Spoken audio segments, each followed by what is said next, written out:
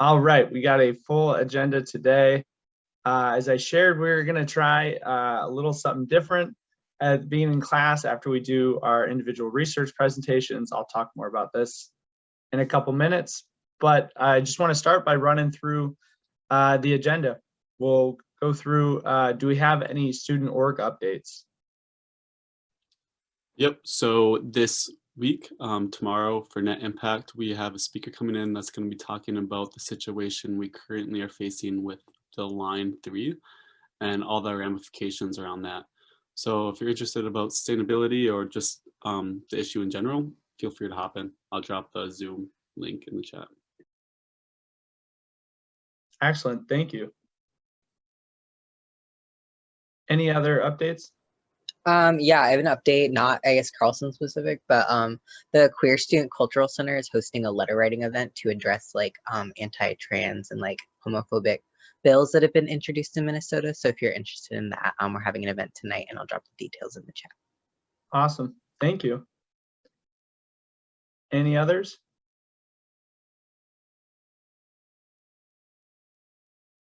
I love it. Well, for everyone also too that's been sharing this semester of updates, just want to say thank you for both your leadership with these, and I hope each of you in class are taking advantage of the number of opportunities that are being presented to you both in Carlson and outside. All right, we got a couple presentations we'll go through, talk about that parent share. I want to make sure we spend a little bit of time going through the final presentations, both like the report itself and then that presentation. And then we'll do a little bit of a group exercise talking about social enterprise, basically landscape review. With that, do either Anna or Yushi have a preference? Who wants to go first? I can go first. All right, let me just hit the sharing. You should be able to share your screen now. Okay.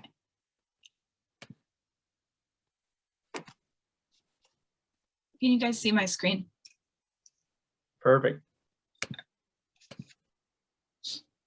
Okay, so for my project, I decided to do Ben & Jerry's, which you guys should all be familiar as, you know, the ice cream company, but they also are a B corporation, so they are heavily involved in social change and justice as well.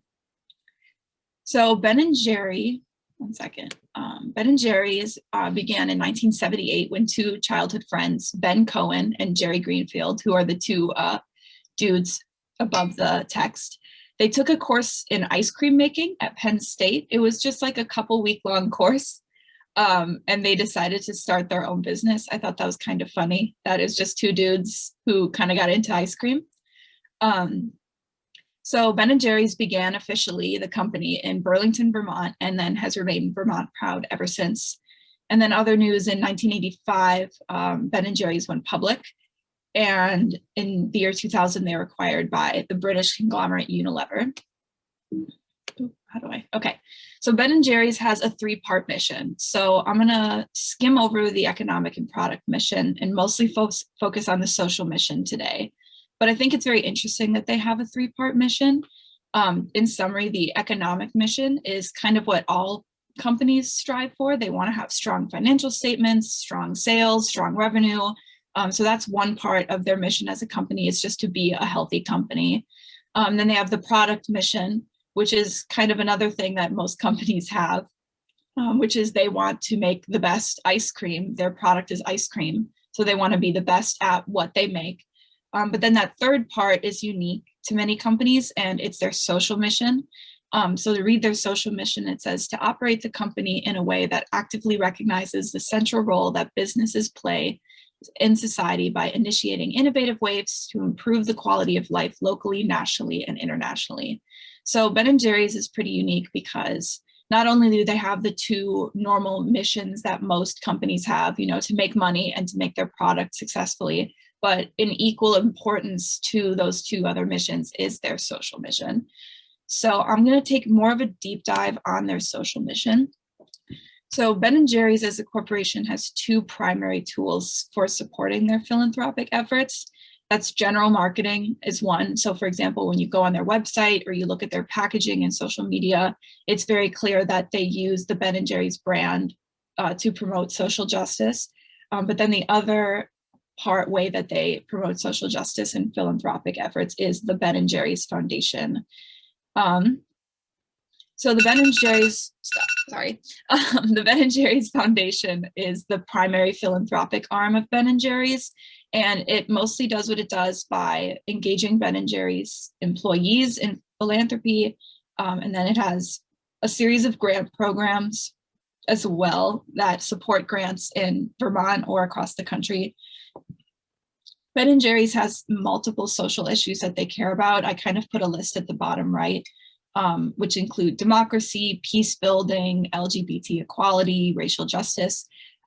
They stand for a lot of things. They aren't tied down to one or two root causes. So then talking more about the Ben and Jerry's Foundation, I think it's really interesting how they fund themselves. So in 1985, when Ben and Jerry did their IPO, they created the Ben and Jerry's Foundation at the same time. And the foundations began with 50 shares of Ben and Jerry's stock. And then there was a landmark decision made by the Ben and Jerry's board of directors to give 7.5% of all annual pre-tax company profits to philanthropy, which is something I don't think you see very often. And the fact that they had something like this done in 1985 is pretty revolutionary. And then another interesting fact about the finances for the Ben and Jerry's Foundation is in the year 2000, when Ben and Jerry's was acquired by Unilever. Unilever came out to support the foundation through an annual donation based on Ben and Jerry's sales. And then that's a typo. In 2015, this amounted to 2015. I apologize. I believe it was $2.5 million is the correct number. I thought that was really interesting because on one hand, Ben and Jerry's operates like any other company. It strives for financial success. It strives to be the best delivering their products. It's got an IPO. It's been acquired by a large food conglomerate. But it's really interesting how throughout their mission, they've maintained keeping, philanthropy at the heart of what they do. For example, so early in their career in 1985, they already dedicated 7.5% of all profits to philanthropy. And then even when they were acquired, which, we all have been in business school, we know that being acquired can sometimes change a company's culture and change their mission statement. It sounds like Unilever honored that by showing them like, well, if you guys are a strong investment for us, we will help you deliver on your social mission. And it seems very symbiotic, the relationship that Unilever and Ben and Jerry's came to have together. So let me talk about kind of more the nuts and bolts of the foundation. So the foundation has two kinds of grants. There's Vermont specific grants and then the rest of the country grants. So they definitely are, like I said earlier, Vermont, proud and have been Vermont proud the entirety of the time they've been around as a company. So their Vermont grants, there's a bunch of small grants like schemes that they can work within. So there's the community action, economic justice, capacity building, and grassroots organizing. So there's a large variety of small grants for Vermont-based nonprofits through the Vermont grant scheme.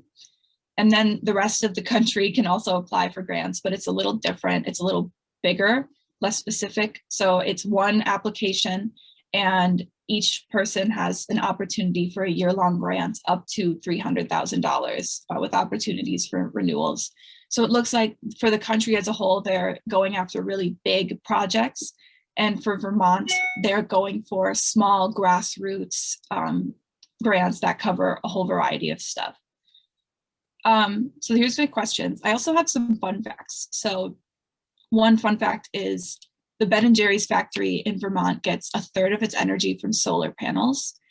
Ben & Jerry's is partnered with both the NAACP and the ACLU and other organizations to fight racial injustice. And then this one I thought was interesting. Ben & Jerry's has a biodigester at their factory in the Netherlands that turns ice cream waste into clean energy that powers the plant, which I didn't know was even possible. And then I actually have one more fun fact that I learned when I was researching this that I didn't put up here, but it turns out Ben from Ben & Jerry's doesn't actually have a sense of taste, which I was floored by. He doesn't have a sense of taste. And so his contribution to the ice cream is the texture of it, which is why Ben & Jerry's has so much like chunky stuff in it, is because Ben can't taste things. So he wants there to be like texture in it. I thought that was so weird. But yeah, that's the end of my presentation. Thank you. Are there any questions? I love mixing it up from local examples to have such a national example. So, and would be curious, you touched on it a little bit, but I think it's really important just to emphasize, and would love if there's any additional thoughts on how have they maintained those values, not only through growth, but you talked about through acquisition. That is, I think, something that organizations strive to do and sometimes can lose a little bit. I think the fact that they are a B corporation, I think helps a lot, because now it's kind of written into their makeup a little bit more that this is what they do.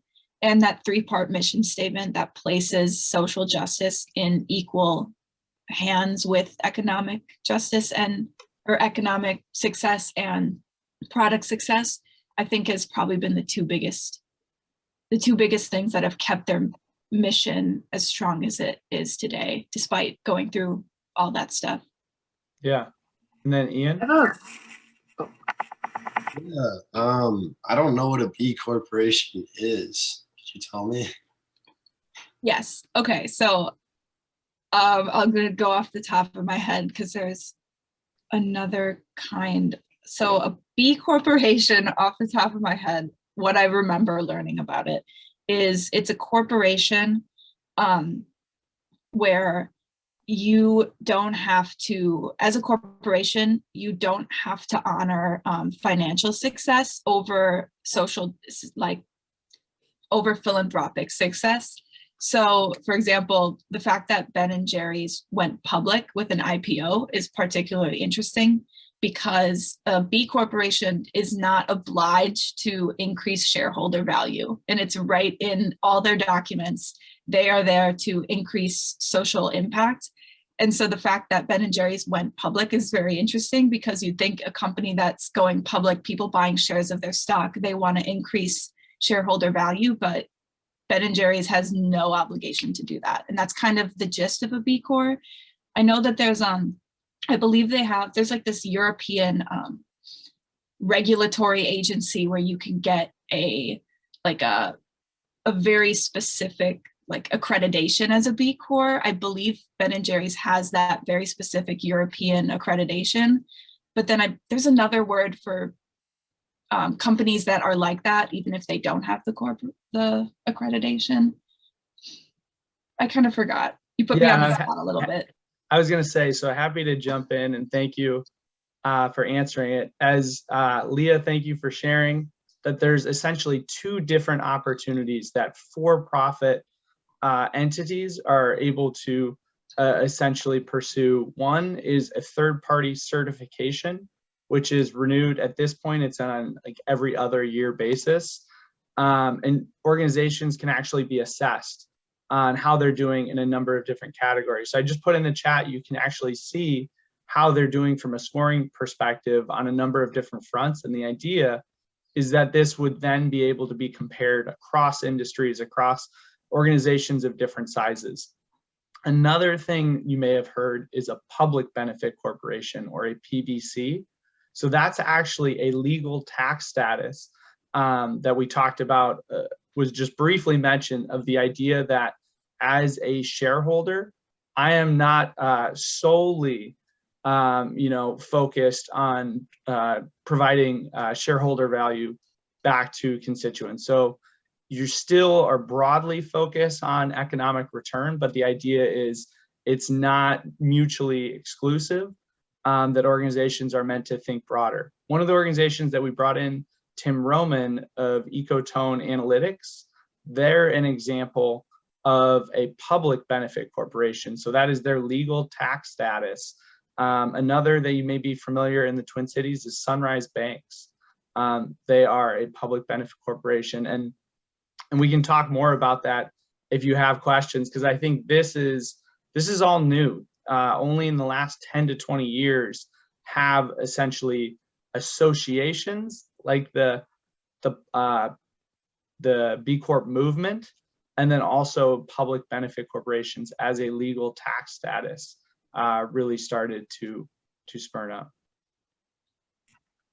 I have one quick question. I don't know if you maybe mentioned this before, but did they start originally as a B Corp, or did they start in a different kind of classification, like a nonprofit, and then move over to it? I'm not exactly sure, but I'm gonna go out on a limb and say I don't think they started as a B Corp, because I don't believe that existed in the 70s. I think they earned it when it became available to earn. I don't know the history of the public benefit corporation tax status, so I'm not sure if that existed in the 70s. I guess I'll have to research that more. And that is really that those laws are changing state by state, and just in the last 10 to 20 years has the PBC, or public benefit corporation, tax status been an opportunity. And so you are seeing organizations are essentially opting in over time. And ITSE is another famous example for benefit, or I always mix these two up, for B certification organizations that I believe was ITSE either acquired or they went public. And there was the question of, as they grew and they had other constituents, were they going to stay a B Corp? So I think it is a dynamic thing that organizations are facing, just like any operational decision of understanding, what are the pros and the cons, and really what values and culture do they want to stand behind. All right, any other questions? And then we'll jump to the next thing. Would you be able to speak about what your favorite Ben and Jerry's flavor is? Anna. I was going to say, I hope you're saying Anna, because I also have broke my nose and have very little sense of taste. So I am right there with Ben. I'm vegan, so the non-dairy kind, I don't eat it. I used to like fish food. That's funny. Good questions. I like it. All right. So the next thing we want to do is this pair and share out. I realized that a lot of this semester. What about Yushi? Oh, I apologize. I am not cutting Yushi's presentation off. She sent a message. Her laptop's getting fixed, and so she'll be presenting next week. Sorry. Yes. Do not worry. I'm not. Sorry about that. Yeah, my laptop was sending last weekend, and it will be sent back by end of this week. So I have to do this right now. I'm on a loaner laptop. That's yeah, I'm very sorry about that, but I'll do my presentation next Tuesday. I just wanted to make sure that Matt wasn't neglecting or ignoring you. Yeah, thank you. Yes, thank you both. And so one of the things I realized this semester and often happens is we get very entrenched in the work of each of our presentations and that we're doing to support our organizations. And so want to really both step back to get new ideas, but also to make sure we're sharing out one-on-one with others in the class. So we're going to spend a really brief activity. You're each going to have 2 minutes to just share about the organization you're working on, and then specifically what are hurdles or issues that you've been facing. And the idea is that you're just sharing. So I will type in the chat bar, then after 2 minutes, we will switch and the other person will share out. And we're going to do this 3 times, and then we'll come back and debrief what themes were talked about as a class.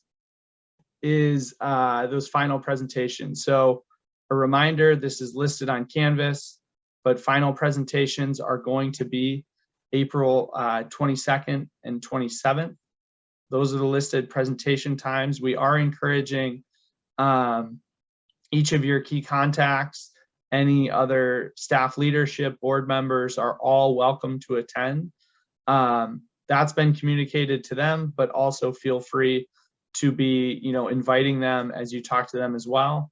And some organizations will say that we're not able to bring our board members there, but we would love to have, a brief summary provided at a future board meeting or at a future all staff meeting. I encourage, take advantage of that presentation opportunity. Obviously, it'll be outside of this class, but if you have the ability, it's not only a great chance to be practicing your presentation, but you'll likely get a lot more questions that then you can bring into that final presentation as well. And so in terms of what expectations are for both the written report as well as the final presentation, we intentionally have tried to leave it as open-ended as possible. So there are less standards, I would say, compared to some of the other assignments like the project plan, because we realized each of your projects are extremely varied in the work that you've done. The themes or the commonalities that we would like to see are making sure you're still having the same introduction to your organization, defining specifically what were you working on this semester. So what were the tasks you were given, the project scope, and then really summarizing the research that you conducted, the different findings that you had, if that was an iterative process at all, where you pivoted during the semester, and then summarizing those recommendations that were made. I can show you as well a brief example.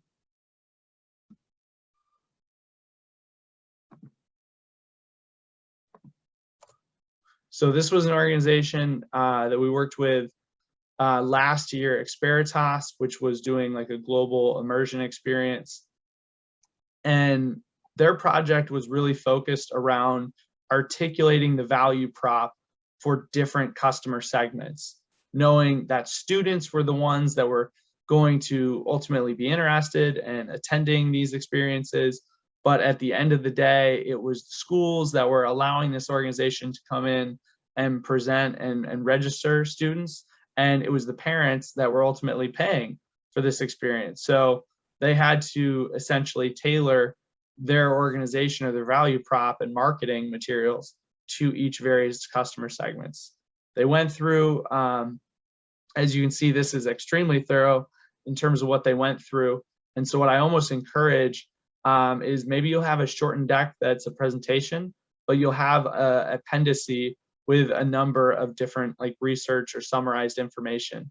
It's not necessary that it's redundant to your written summary, but the idea is that you would have a leave behind for the organization at the end of the semester. So for this specific organization, just as we talked about, they introduced the organization. They talk about this is only because it's related to this project, but what it looks like in terms of who ultimately is each customer segment. So who the student, who the teacher is, and the parent that's providing support. And then they really went into a deep dive on that value proposition canvas because it was really relevant to their organization. Once again, I think these tools are meant to be tools.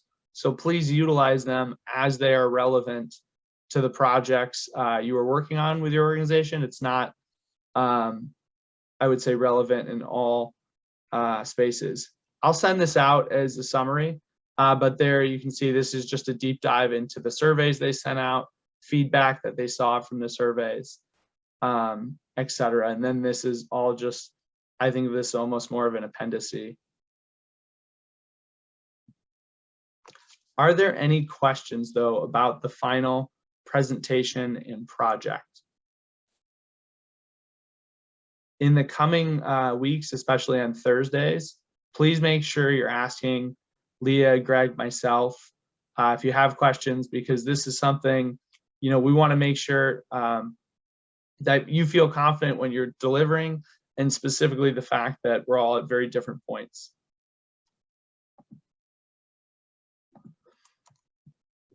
All right, I believe we're going to take a quick 5-minute break, and then we will come back Let's plan to come back at 10:55.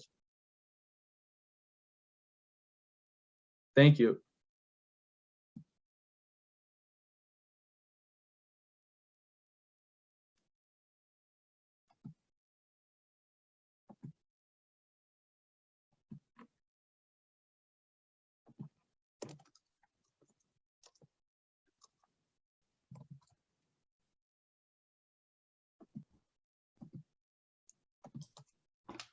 So you'll recall months ago, early in the semester, we talked about what different job sectors opportunities looked like, from corporate to entrepreneurship, startup field, to government, impact investing, nonprofit, or philanthropy.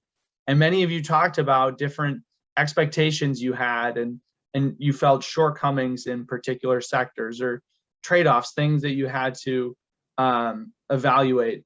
As we look at what we've done this semester in terms of the many service learning projects that you've each been engaged with, all the research that you've done with the number of organizations, and the guest speakers we've had that are community leaders, that are representatives of a number of different organizations, I want to spend some time now reflecting on what have been the individuals and organizations that you've learned about, that you're most intrigued or interested in, and what about those organizations interests you.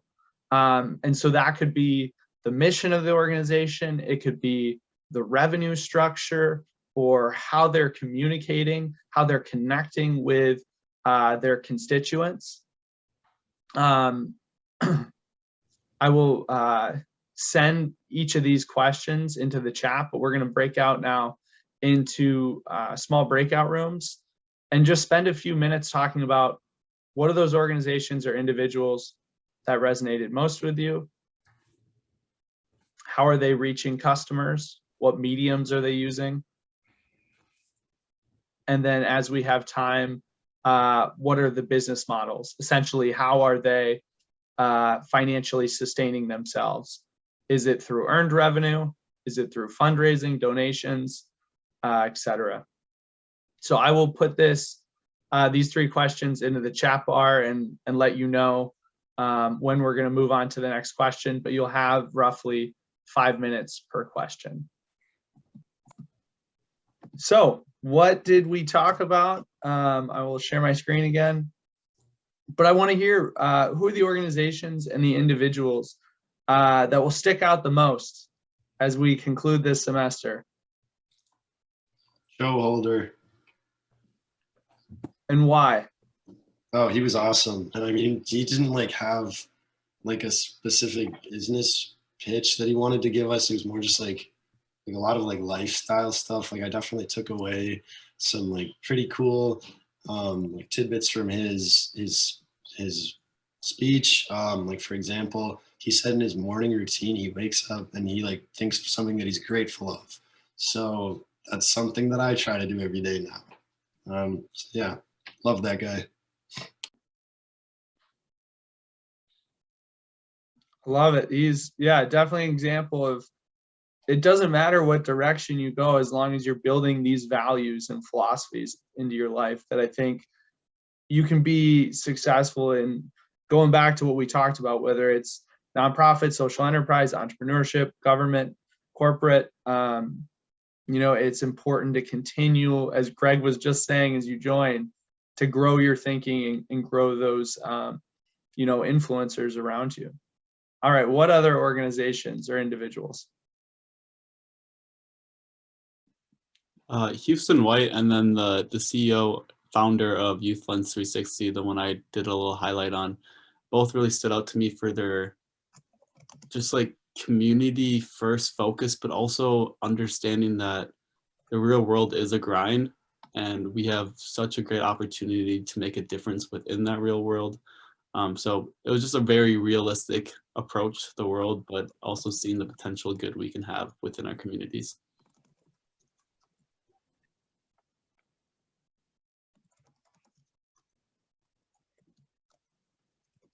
Yes, if you're familiar with the concept of agency, of control the controllable.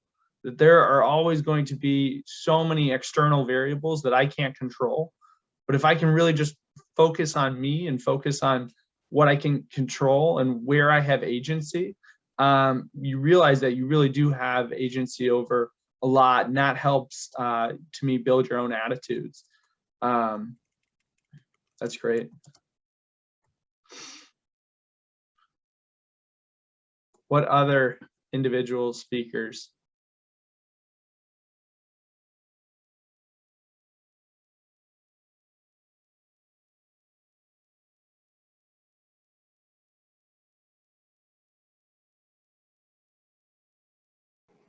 I can't remember his name, but I really liked the ecotone analytics presentation.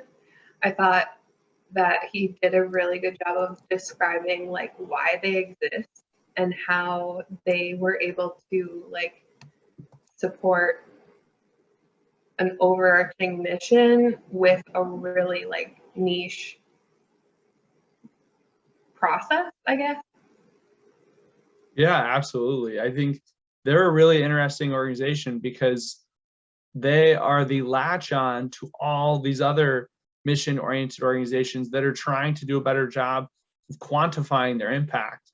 Offline, that's exactly what Greg, Leah, and myself were talking about, of the importance of really deciding what are your KPIs or your key performance indicators, and making that a number that not only is relevant, but compelling to various stakeholders.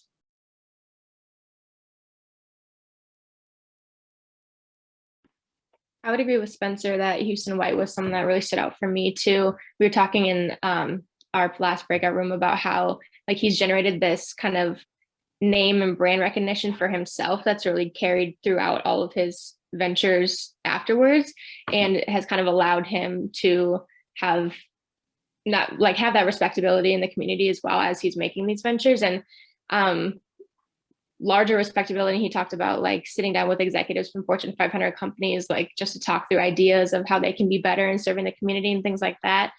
This is probably going to sound silly, but I think like I love it when people are like such respectable figures, but then like they still cuss like in presentations and stuff.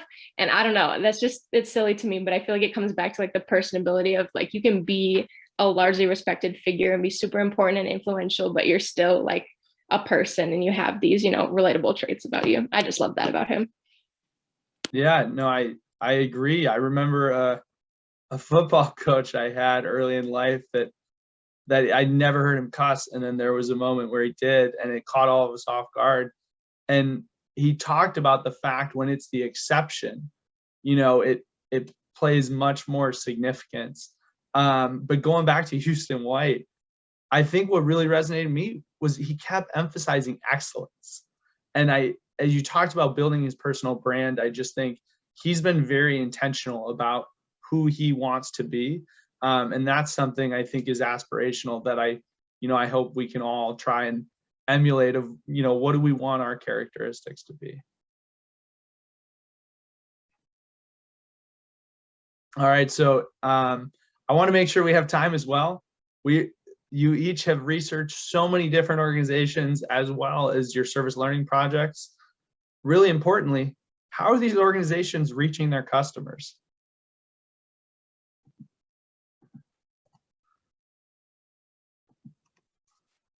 Yeah, in our group, we talked a lot about social media, just how you can leverage that. I mean, even like I know the way I ended up reaching out with my individual presentation group was through social media because their email wasn't super responsive, but just being able to effectively use social media. And that goes in, I guess, with that reading that we had for this week as well.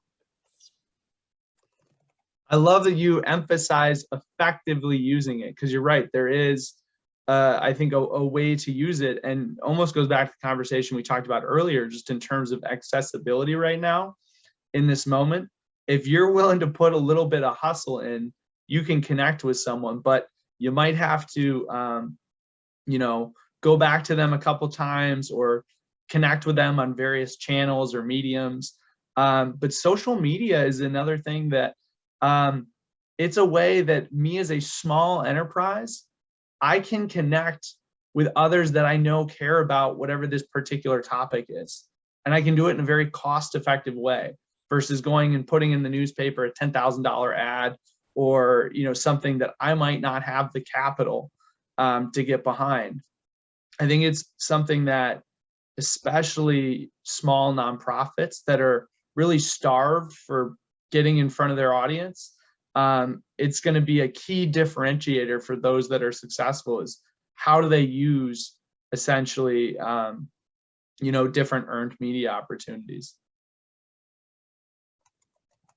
But we know they're doing more than just social media, so how else?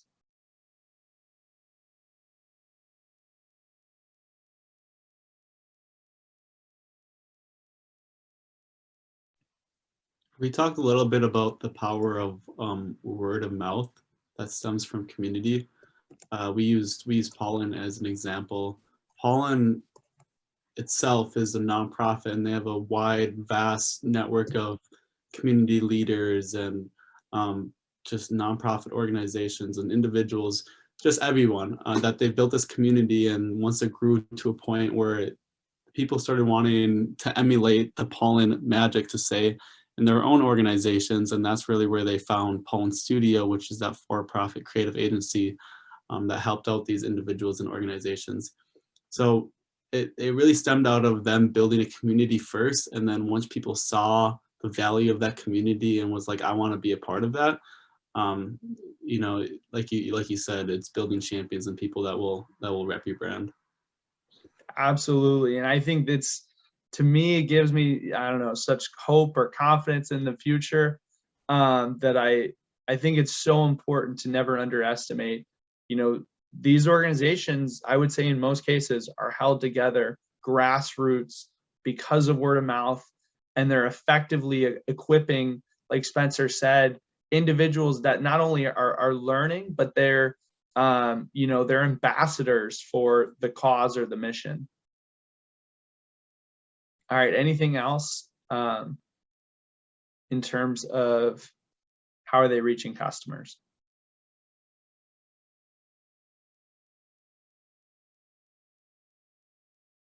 And then we talked very briefly about different business and fundraising models.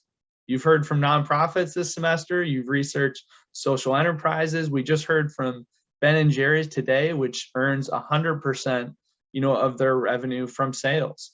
So there's a number of different ways that individuals are sustaining themselves, but what have been some of the trends or themes you've seen?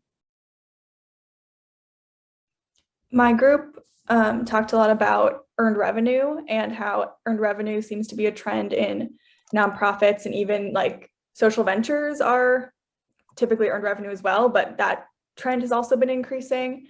And I honestly feel like part of it is because people are recognizing how much power foundations seem to have over the autonomy of organizations, and finding strong earned revenue sources allow them to be like more free and sustainable. So I honestly, I think that's a really like interesting and like transformational trend for the autonomy of nonprofits.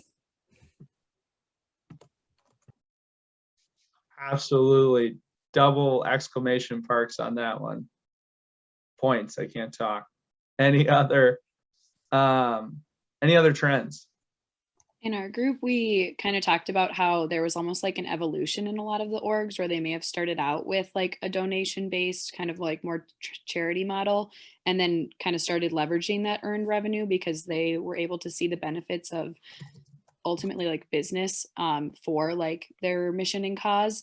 And we kind of talked about at the end of our group as like a closing thought that like we really hope that like consumers and just overall society is kind of starting to push business to be more like this, and that like social entrepreneurship has only been around for like 20-30 years, like in theory and in like academic work, but that like eventually like they're going to be like fighting corporations that have been kind of doing this hypothetically in the sense of like social responsibility work, but leveraging all of the benefits that they get from being a for-profit business. And so our hope is that eventually, like on a very large scale, most businesses will just become social enterprises. I love it. These are great points. And I think Ben and Jerry's that we heard from today, really is a tremendous example of that, because what you're seeing is as those organizations are being acquired, they still keep them at arm's length to not only practice values, but then you're seeing the influence that they're then providing throughout the rest of the larger organization. And I agreed, I will be very excited to see what the next 10 to 20, 30 years look like for more organizations, and organizations, I don't want to say of substance, but of much larger scale. Any final thoughts on this? All right, well, as usual, been a great class. Question of the day we talked about, you've each made tremendous connections, learned about nonprofits and social enterprises.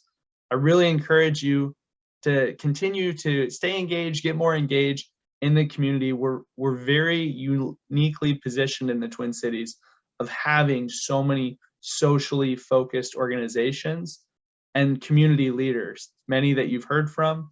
And so think about how can you continue to connect, whether it's on LinkedIn, following up with the people you admire, making sure every 6 months, 3 months, whatever, you're checking in with them.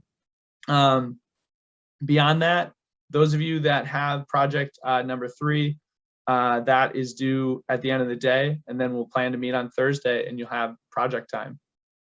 If you have any questions, feel free to hang back. Otherwise, have a great rest of your day.